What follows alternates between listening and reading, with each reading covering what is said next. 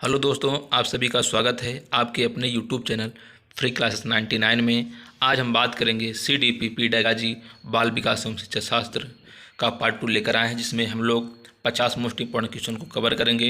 ये सभी वही क्वेश्चन लिए हैं जो पिछले वर्षों में पूछे गए हैं। तो आज का ये सेशन बहुत ही इंपॉर्टेंट होने वाला है। तो चलिए सेशन को शुरू करते हैं। पहला क्वेश्चन आपके स्क्रीन पर है, संज्ञानात्मक मानचित्र का प्रत्यय किसने दिया? संज्ञानात्मक मानचित्र का प्रत्यय किसने दिया था? बंडूरा ने दिया था। क्वेश्चन नंबर 2 पर चलते हैं। क्वेश्चन नंबर 2 है, थार्नडाइक ने दिया था। थार्नडाइक जो है ये अधिगम के 3 नियम दिए थे। कितने नियम थे? दिए थे 3 नियम दिए थे। पहला क्या था? अभ्यास का नियम। दूसरा प्रभाव का नियम। तीसरा क्या था? तत्परता का नियम। तो हमारा राइट आंसर क्या हो जाएगा? डी, अर्थात उपरोक्त सभी। क्वेश्चन नंबर 3 पर चलते हैं। अधिगम का तल रूप सिद्धांत दिया था। अधिगम का तल रूप सिद्धांत किसने दिया था? लेविन ने दिया था। किसने दिया था? लेविन ने दिया था। क्वेश्चन नंबर हमारा 4 है, क्या है? अधिगम मनोविज्ञान के जनक कौन है? अधिगम मनोविज्ञान के जनक कौन है? एबिंगहास हैं। कौन है? एबिंगहास। इन्होंने क्या किया था? सीखने की सामग्री में क्या किया था? सीखने की सामग्री में नॉनसेंस सिलेबस की क्या किए थे? रचना किए थे। क्या किए थे? नॉनसेंस सिलेबस की रचना किए थे। क्वेश्चन नंबर हमारा 5 है, किस मनोवैज्ञानिक ने सीखने की सामग्री में नॉनसेंस सिलेबस की रचना की थी? तो किसने किया था? एबिंगहास ने। क्वेश्चन नंबर 6, निम्नलिखित में से कौन सा भौतिक कारक सीखने में बाधा उत्पन्न करता है? कौन सा ऐसा कारक है जो सीखने में क्या करता है? बाधा उत्पन्न करता है। तो कौन है वो? ऑप्शन डी, अर्थात प्रदूषण। क्वेश्चन नंबर 7, अन्य व्यक्तियों के जैसे हूबहू व्यवहार निम्नलिखित में से क्या कहलाते हैं? क्या कहलाते हैं? अनुकरण कहलाते हैं। देखिए, ये क्वेश्चन दूसरे तरीके से पूछ सकता है, जैसे कि दूसरों के कार्य या व्यवहार को देखकर उसी तरह कार्य करना क्या कहलाता है? तो क्या कहलाता है? वह भी क्या कहलाता है? अनुकरण कहलाता है। ठीक। क्वेश्चन नंबर 8 पर चलते हैं। अभिप्रेरण अधिगम का है। क्या है? अधिगम जो अभिप्रेरण है अधिगम क्या है? ये क्या है? ये सहायक अंग है। क्या है? ये सहायक अंग है। क्वेश्चन नंबर 9 पर चलते हैं। प्रेरणा का स्रोत नहीं है। क्या है? प्रेरणा का स्रोत नहीं है। प्रेरणा का स्रोत क्या नहीं है? भोजन प्रेरणा का स्रोत नहीं है। क्वेश्चन नंबर 10 पर चलते हैं। सीखने के उद्दीपक अनुक्रिय सिद्धांत के मुख्य प्रतिपादक कौन है? तो कौन है ये? थार्नडाइक हैं। सीखने के उद्दीपक अनुक्रिय सिद्धांत के प्रतिपादक कौन है? थार्नडाइक। क्वेश्चन नंबर 11 है, पावलोव ने अपने अधिगम सिद्धांत को किस रूप में प्रस्तुत किया था? किस रूप में प्रस्तुत किया था? शास्त्रीय प्रत्यावर्तन सिद्धांत के रूप में क्या किए थे? पावलोव ने अपने अधिगम सिद्धांत को प्रस्तुत किया था। क्वेश्चन नंबर 12 है, मास्लो ने प्राथमिक स्तर पर सबसे अधिक महत्वपूर्ण किन आवश्यकताओं को माना? किन आवश्यकताओं को माना था? शारीरिक आवश्यकताओं को। क्वेश्चन नंबर 13 है, थार्नडाइक द्वारा प्रतिपादित सीखने के मुख्य नियम कितने दिए थे? कितने नियम दिए थे? 3 नियम दिए थे। पहला क्या था? प्रभाव का नियम था। दूसरा क्या था? तत्परता का नियम था। क्या था? तत्परता का नियम था। और जो तीसरा क्या था? अभ्यास का नियम था। क्या था? अभ्यास का नियम। नेक्स्ट पर चलते हैं। क्वेश्चन नंबर 14, अभिप्रेरण से उत्पन्न क्रियाशीलता ही सीखने के लिए उत्तरदायी होती है। यह कथन किसका है? यह कथन किसका है? वीएफ स्कैनर का, जो क्या है? बहुत ही इंपॉर्टेंट क्वेश्चन है। वेरी क्या है? इंपॉर्टेंट क्वेश्चन है। क्वेश्चन नंबर 15 पर चलते हैं। कोहलर का प्रयोग सीखने के किस सिद्धांत से संबंधित है? सीखने के किस सिद्धांत से संबंधित है? सूझ के सिद्धांत। क्वेश्चन नंबर 16 पर चलते हैं। निम्नलिखित में से सीखने के नियमों का प्रतिपादन किसने किया था? सीखने के जो नियम है उनको प्रतिपादन कौन किए थे? थार्नडाइक ने किए थे। कितने नियम प्रतिपादित किए थे? 3 नियम किए थे। पहला क्या था? प्रभाव का नियम था। दूसरा क्या था? तत्परता का नियम। तीसरा क्या था? अभ्यास का नियम। क्वेश्चन नंबर 17 पर चलते हैं। स्मृति का स्थान मस्तिष्क में नहीं वरन शरीर के अवयवों में है, यही कारण है कि हम करके सीखते हैं। तो यह कथन किसका है? एक कथन किसका है? डॉक्टर मेस का। ये सभी जो कथन है बहुत ही इंपॉर्टेंट है। नेक्स्ट क्वेश्चन है क्वेश्चन नंबर 18, एक बालक ने एक कुत्ते को डंडे से मारकर भगा दिया। अब जब भी कुत्ता बालक को देखता है तो तुरंत भाग जाता है। कुत्ते की यह सीखने की क्रिया किस प्रकार की है? किस प्रकार की है ये? संबंध सहज की क्रिया द्वारा सीखना। क्या है? संबंध सहज क्रिया द्वारा सीखना।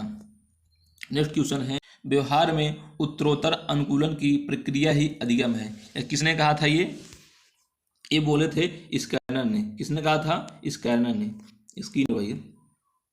क्वेश्चन नंबर 20, स्किनर द्वारा दिए गए अधिगम सिद्धांत का क्या नाम है? जो स्किनर थे, जो अपना अधिगम का सिद्धांत दिए थे, उसका क्या नाम है? सक्रिय अनुकूलित अनुक्रिया सिद्धांत।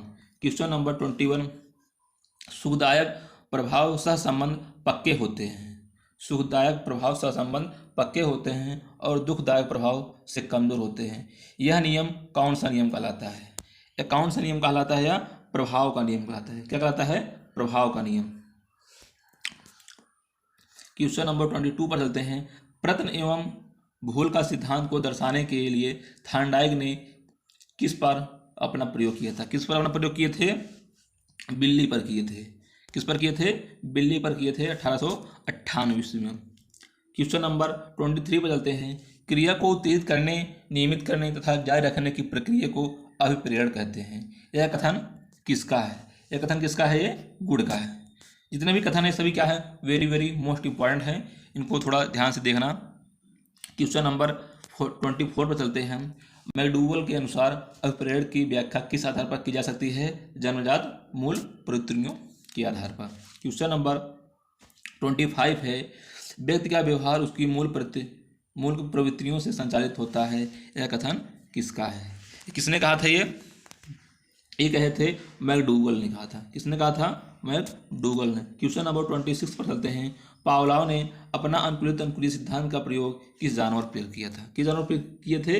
कुत्ते पर अपना प्रयोग किए थे। कौन किए थे? पावलोव ने। क्वेश्चन नंबर 27 पर चलते हैं। अभिप्रेरण का स्वास्थ्य सिद्धांत किसने दिया था? किसने दिया था? फ्रेडरिक हर्ज़बर्ग ने दिया था। क्वेश्चन नंबर 28 पर चलते हैं। जॉन पी डिस्को ने अभिप्रेरण देने वाले घटकों की संख्या कितनी बताई थी? कितनी बताई थी? 10 बताए थे। कितना? 10। क्वेश्चन नंबर 29 पर चलते हैं। अधिगम स्थानांतरण के सामान्य एवं विशिष्ट तत्वों के सिद्धांत का प्रतिपादक किसने किया था? किसने किया था? स्पीयरमैन ने किया था। किसने किया था? स्पीयरमैन ने। क्वेश्चन नंबर 30 पर चलते हैं। अधिगम स्थानांतरण के सामान्यीकरण के सिद्धांत के प्रतिपादक कौन है? तो कौन है इसके प्रतिपादक? स्किनर जी हैं। क्वेश्चन नंबर 31 है। अधिगम स्थानांतरण का मानसिक समान तत्वों का सिद्धांत किसने प्रतिपादित किया था? किसने प्रतिपादित किया था? CHZ ने। क्वेश्चन नंबर 32 है। अभिप्रेरणाएं प्राणी की शारीरिक और मनोवैज्ञानिक अंतर दर्शाए हैं। यह कथन किस मनोवैज्ञानिक का है? यह कथन किस मनोवैज्ञानिक का है? मैकडूगल का है। किसका है? मैकडूगल का। क्वेश्चन नंबर 33 पर चलते हैं। निम्नलिखित में से सीखने के पठार के निराकरण के कौन कौन से उपाय हैं? कौन कौन से उपाय हैं? शिक्षण विधि, विश्राम की व्यवस्था, प्रेरणा में परिवर्तन, उपरोक्त सभी। तो हमारा आंसर क्या हो जाएगा? उपरोक्त सभी। क्वेश्चन नंबर 34 पर चलते हैं। सीखने का वक्र कितने प्रकार का होता है? कितने प्रकार का होता है? 4 प्रकार का। क्वेश्चन नंबर 35 पर चलते हैं। मैकडूगल के अनुसार मूल प्रवृत्तियाँ कैसी होती हैं? मूल प्रवृत्ति कैसी होती है? जन्मजात होती है। ठीक। क्वेश्चन नंबर 36 पर चलते हैं। निम्नलिखित में से अभिप्रेरण चक्र के संघटकों का सही क्रम क्या है? तो सही क्रम क्या है? ये आवश्यकता, चालन, प्रोत्साहन क्या है? सही क्रम है। क्वेश्चन नंबर 37 पर चलते हैं। बालकों में अधिगम संबंधित योग्यताओं का विकास होता है। किससे होता है? रचनात्मक क्रियाकलापों के माध्यम से होता है। क्वेश्चन नंबर 38 पर चलते हैं। प्रेरणा के मूल प्रवृत्ति योग्यताओं के प्रतिपादक कौन है? कौन है इसके प्रतिपादक? मैकडूगल जी हैं। क्वेश्चन नंबर 39 पर चलते हैं। प्रेरणा किसकी व्याख्या करती है? प्रेरणा किसकी व्याख्या करती है? व्यवहार क्यों घटित होता है? क्वेश्चन नंबर 40 पर चलते हैं। प्रेरक कैसा कारक है? तो प्रेरक कैसा कारक है? ये आंतरिक कारक है। क्वेश्चन नंबर 41 पर चलते हैं।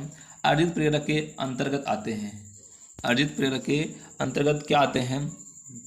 जीवन लक्ष्य व मनोवृत्तियाँ, मद व्यसन आदि की व्यवस्था, उपरोक्त सभी। तो क्या है? सभी क्या है? राइट हो जाएंगे, अर्थात उपरोक्त डी।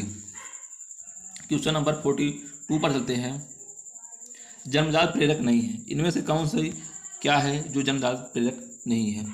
इनमें से क्या है आदत, जो क्या होती है जन्म के बाद क्या होती है उत्पन्न होती है। और भूख प्यास नींद इसमें क्या है जन्मजात क्या है ये प्रेरक है। क्वेश्चन नंबर 43 पर चलते हैं।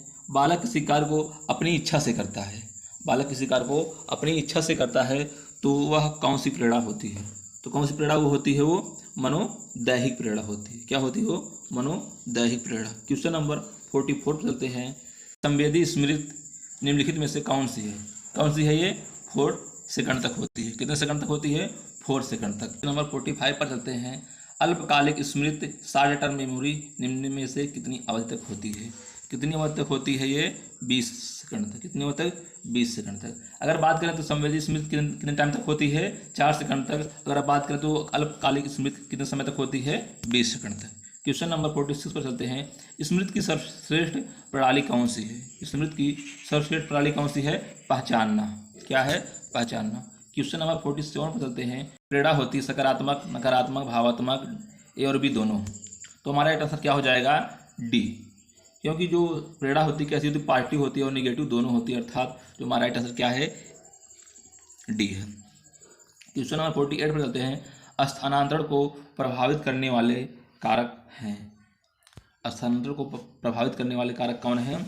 अर्जित ज्ञान का विभिन्न परिस्थितियों में प्रयोग। क्या राइट आंसर हो जाएगा? अर्जित ज्ञान का विभिन्न परिस्थितियों में प्रयोग। क्वेश्चन नंबर 49 पर चलते हैं। पुनः याद दिलाने की विधि विकसित की थी। पुनः याद दिलाने की विधि किसने विकसित की थी? एबिंगहास ने। किसने विकसित किया था? एबिंगहास ने। क्वेश्चन नंबर 50 पर चलते हैं, जो आज का अंतिम क्वेश्चन है।